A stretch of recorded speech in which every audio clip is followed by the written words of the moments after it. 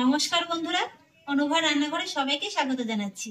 এখন তো ভরা শীতের সময়, আর এই শীতের সময় কিন্তু আমরা নানান রকমের পিঠাপুলি বানিয়ে খেয়ে থাকি। আপনারা তো সাধারণত দুধে ভেজানো সুজি পিঠা খেয়েছেন। তো আজকে আমি কোনো রকম চালের গুঁড়ো করা ঝামেলা ছাড়াই এবং দুধে ভেজানো ঝামেলা ছাড়াই তৈরি করে দেখাবো দারুণ মজাদার স্বাদের সুজি পিঠা রেসিপি, যেটা দেখার পর আপনারা বলবেন বাহ, বেশ দারুণ। তো আসুন তাহলে দেখে নিন বন্ধুরা আমার আজকের রেসিপিটি। আশা করছি আপনাদের খুবই ভালো লাগবে। বন্ধুরা, আজকের এই রেসিপিটির জন্য দেখুন আমি এখানে নিয়েছি 1 কাপ সুজি। ওজন হিসেবে এখানে 200 গ্রাম সুজি আছে। এবার প্রথমেই আমি এই সুজিটাকে একটি মিক্সিং জারের ভিতরে ঢেলে নেব, আর তারপর সুজিটাকে গুঁড়ো করে নেব। এইভাবে যদি সুজিটাকে একটু গুঁড়ো করে নেওয়া হয় তাহলে কিন্তু পিঠাটা খেতেও যেমন ভালো লাগে আর তৈরি করতেও কিন্তু খুবই সুবিধা হয়। এবার আমি এই সুজিটাকে খুব ভালো করে গুঁড়ো করে নেব। এই যে দেখুন বন্ধুরা, সুজিটাকে আমি খুব সুন্দর করে গুঁড়ো করে নিয়েছি। এই যে দেখুন, তবে একেবারে যে খুব বেশি মিহি গুঁড়ো হবে তা কিন্তু নয়, হালকা কিন্তু একটু দানা দানা ভাব থেকেই যাবে। আর এবার আমি গুঁড়ো করে নেওয়া সুজিটাকে একটা সাইডে সরিয়ে রাখবো।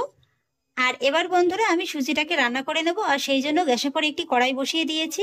আর কড়াইতে দিয়ে দেবো যে কাপটা মেপে আমি সুজিটা নিয়েছিলাম সেই কাপেরই 2 কাপ তরল দুধ।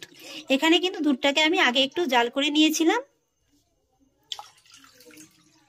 আর এবার এই দুধের ভিতরে অ্যাড করব স্বাদ অনুযায়ী লবণ। এবার মিডিয়াম হাই ফ্লেমে প্রথমেই আমি দুধটাকে একবার একটু ফুটিয়ে নেব। দুধটা দেখুন বন্ধুরা একবার একটু ফুটে উঠেছে, আর এবার কিন্তু গ্যাসের ফ্লেমটাকে আমি একেবারে কমিয়ে দেব। আর তারপর এই দুধের ভিতরে আমি যে সুজিটা গুঁড়ো করে রেখেছিলাম সুজিটাকে অল্প অল্প করে এইভাবে দেব, আর দুধের সঙ্গে খুব ভালো করে মিশিয়ে নেব। এই সময় কিন্তু গ্যাসের ফ্লেমটা একদম হাইতে রেখে করতে যাবে না, তাহলে কিন্তু খুব সহজেই দুধটা শুকিয়ে যাবে আর এই সুজির ভিতরে কিন্তু ঢিলা ঢিলা থেকে যাবে।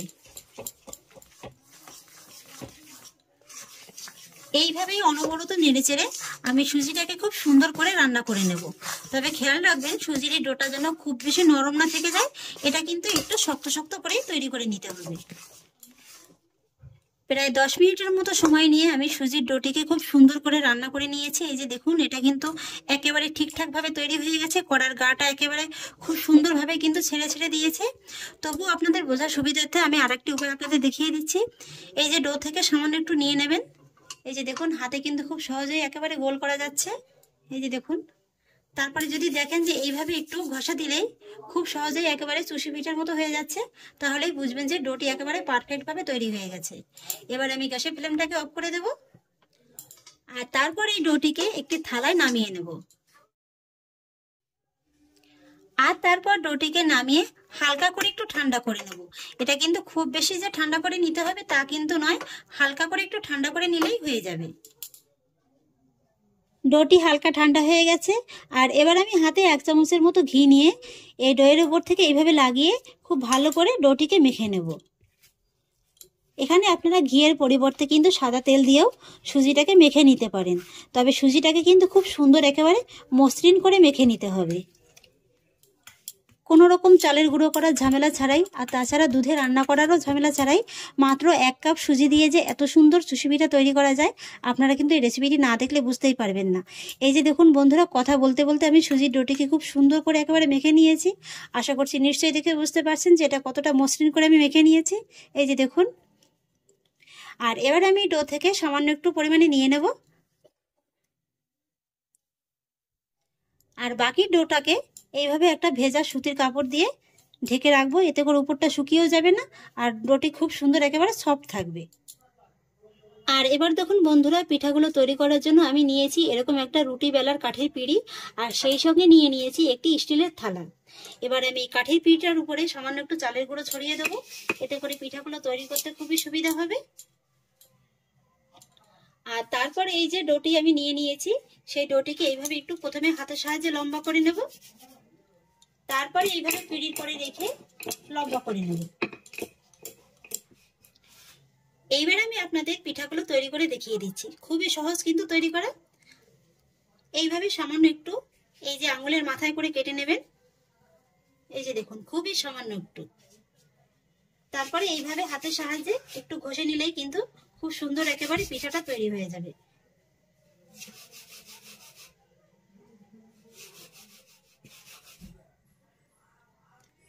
আর আমি এই সাইজ করে করছি, আপনারা চাইলে কিন্তু এর থেকে একটু ছোট কিংবা বড় বড়ও করতে পারেন।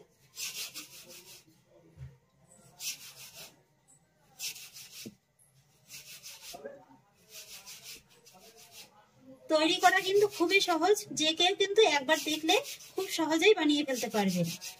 আর তাছাড়া যদি আপনাদের এইভাবে অসুবিধা হয়, আমি আপনাদের আরো একটি উপায় বলে দিচ্ছি। এই যে হাতে সামান্য একটু নিয়ে নেবেন, এই যে তারপরে দুই হাতের মাধ্যমে এইভাবে একটু ঘষে নিলেই দেখবেন খুব সহজেই কিন্তু তৈরি হয়ে যাচ্ছে। এই যে দেখুন, এই যে বন্ধুরা এক এক করে আমি সমস্ত চুষি পিঠাগুলোকে কেটে নিয়েছি। এবার আমি এই পিঠাগুলোকে একটু ছাঁকনির পরে রেখে এই পিঠাগুলোর ভিতরে যে এক্সট্রা চালের গুঁড়োটা আছে এটাকে খুব ভালো করে ছেঁকে নেব।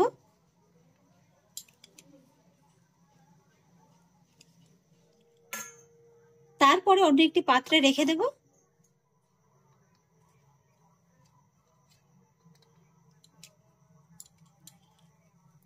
পিঠাগুলো দেখুন বন্ধুরা কত সুন্দর একেবারে ঝরঝরে হয়েছে। ডোটা যদি পারফেক্ট ভাবে তৈরি করা যায় তাহলে কিন্তু এরকমই পিঠাগুলো খুব সুন্দর একেবারে ঝরঝরে হবে। সমস্ত পিঠাগুলো দিয়ে আমি চালের গুঁড়োটাকে খুব ভালো করে ঝরিয়ে নিয়েছি। আর এবার আমি এটাকে একটা সাইডে সরিয়ে রাখবো।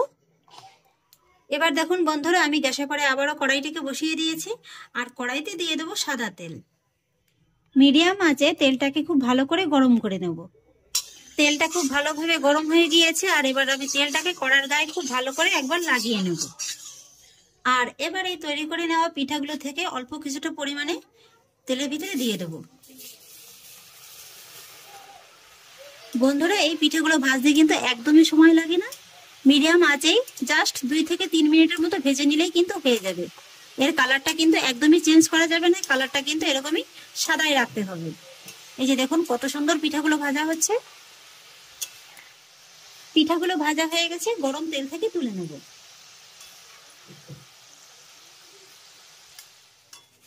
তেলটাকে খুব ভালো করে ঝরিয়ে নিয়েছি। একটি প্লেটের পরে রেখে দেব। একই রকম ভাবে আরো কয়েকটি দিয়ে দেব।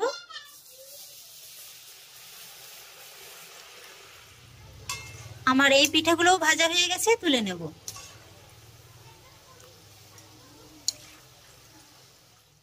একই রকম ভাবে বাকি সমস্ত পিঠাগুলোকে ভেজে নেব। একই রকম ভাবে সমস্ত পিঠাগুলোকে আমি ভেজে নিয়েছি। আর এবার গ্যাসের পরে আমি আরেকটি কড়াই বসিয়ে দিয়েছি। আর কড়াইতে দিয়ে দেবো আমি যে কাপটা মেপে সুজিটা নিয়েছিলাম সেই কাপেরই 1 কাপ চিনি। আর সঙ্গে নিয়ে নিয়েছি 3টি ছোট এলাচ। আর এবার এই চিনির ভিতরে দিয়ে দেবো 1 কাপ জল। জলটা দিয়ে দেওয়ার পরে এবার জলের সঙ্গে চিনিটাকে খুব ভালো করে মেল্ট করে নেব। আর তারপরে আমি চিনি শিরাটাকে তৈরি করে নেব। এখানে কিন্তু বন্ধুরা চিনি শিরাটা কোনো 1 তার কিংবা 2 তার বিশিষ্ট শিরা হবে না। জাস্ট চিনি শিরাটা একবার একটু ফুটে উঠলেই হয়ে যাবে। চিনিটা মেল্ট হয়ে যাওয়ার পরে আমি শিরাটাকে 3 থেকে 4 মিনিটের মতো ফুটিয়ে নিয়েছি। এবার আমি গ্যাসের ফ্লেমটাকে অফ করে দেব। এই যে দেখুন বন্ধুরা শিরাটা কিন্তু এরকমই পাতলা হতে হবে। আর তারপরে এই শিরাটাকে কিছুক্ষণের জন্য রেখে দেবো একটু ঠান্ডা হওয়ার জন্য। মোটামুটি শিরাটা যাতে উষ্ণ গরম থাকে ঠিক সেরকম করেই ঠান্ডা করে নিতে হবে। চিনি শিরাটা হালকা ঠান্ডা হয়ে গেছে। এবার আমি ভেজে রাখা পিঠাগুলো শিরার ভিতরে দিয়ে দেবো।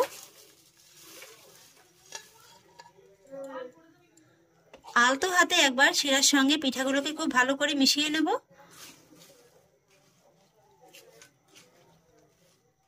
শিরার সঙ্গে পিঠাগুলোকে খুব ভালো করে মিশিয়ে নিয়েছি। আর এবারে আমি পিঠাগুলোকে 15 থেকে 20 মিনিটের মতো এইভাবে ঢাকা চাপা দিয়ে রেস্টে রেখে দেব। তবে মাঝে মাঝে কিন্তু ঢাকাটা তুলে একবার ভালো করে আবারও চিনির শিরার সঙ্গে পিঠাগুলোকে মিশিয়ে দিতে হবে। এবার আমি ঢাকাটাকে তুলে নিচ্ছি। এই যে দেখুন বন্ধুরা পিঠাগুলো খুব সুন্দরভাবে কিন্তু চিনির শিরাটাকে একেবারে সফট করে নিয়েছে। আর আমি 15-20 মিনিট বলেছিলাম, 15-20 মিনিট কিন্তু লাগেনি, 10 মিনিটের ভিতরেই কিন্তু পিঠাগুলো খুব সুন্দরভাবে একেবারে ভিজে গিয়েছে। এবার আমি আলতো হাতে পিঠাগুলোকে এইভাবে একটু তুলে নেব। এই সময়টা কিন্তু খুব সাবধানে তুলবেন, যেহেতু পিঠাগুলো এখন খুবই নরম, তাই কিন্তু খুব সহজেই ভেঙে যাবে। এই যে দেখুন বন্ধুরা কত সুন্দর একেবারে ঝরঝরে রসালো পিঠা তৈরি হয়েছে।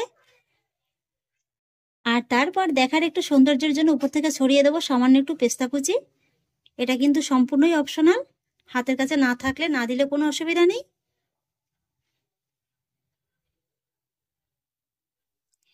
এবার দেখুন বন্ধুরা পিঠাগুলোর ফাইনাল লুকটা দেখতে কিন্তু অসম্ভব লোভনীয় লাগছে। আর এটা দেখতে যতটা না সুন্দর লাগছে, খেতে কিন্তু তার থেকে অনেক বেশি মজাদার। এই যে দেখুন, আমি আপনাদের দেখিয়ে দিচ্ছি যেটা কত সুন্দর একেবারে ঝরঝরে হয়েছে। এই যে দেখুন, খুব সুন্দর ঝরঝরে, অথচ কিন্তু খুব সুন্দর একেবারে রসালো। আপনাদের একটু আঙুলের সাহায্যে টিপে দেখিয়ে দিচ্ছি। এই যে দেখুন, ভিতরে কত সুন্দর একেবারে রসটা ঢুকে গিয়েছে, আর পিঠাগুলো একেবারে কিন্তু নরম তুলতুলে। এই যে দেখুন, সফট একেবারে। আমার মনে হয় এইভাবে পিঠা আপনারা কোনোদিন এর আগে বানিয়ে খেয়ে দেখেননি। একবার হলেও বানিয়ে খেয়ে দেখবেন, খেতে কিন্তু অসম্ভব সুন্দর লাগে। আর আশা করছি আমার আজকের এই পিঠা রেসিপিটি আপনাদের একটু হলেও ভালো লেগেছে। যদি ভালো লেগে থাকে তাহলে আমাকে অবশ্যই একটা লাইক এবং কমেন্ট করবেন, সেই সঙ্গে বন্ধুদের সঙ্গে শেয়ার করবেন। আর প্লিজ বন্ধুরা, যদি আমার পরিবারের নতুন সদস্য হয়ে থাকেন তাহলে একটা সাবস্ক্রাইব করে পাশে থাকা বেল আইকনটি প্রেস করে দেবেন। ফিরে আসছি এরকমই পরের অন্য কোনো নতুন রেসিপি নিয়ে। সবাই ভালো থাকুন, সুস্থ থাকুন, ধন্যবাদ।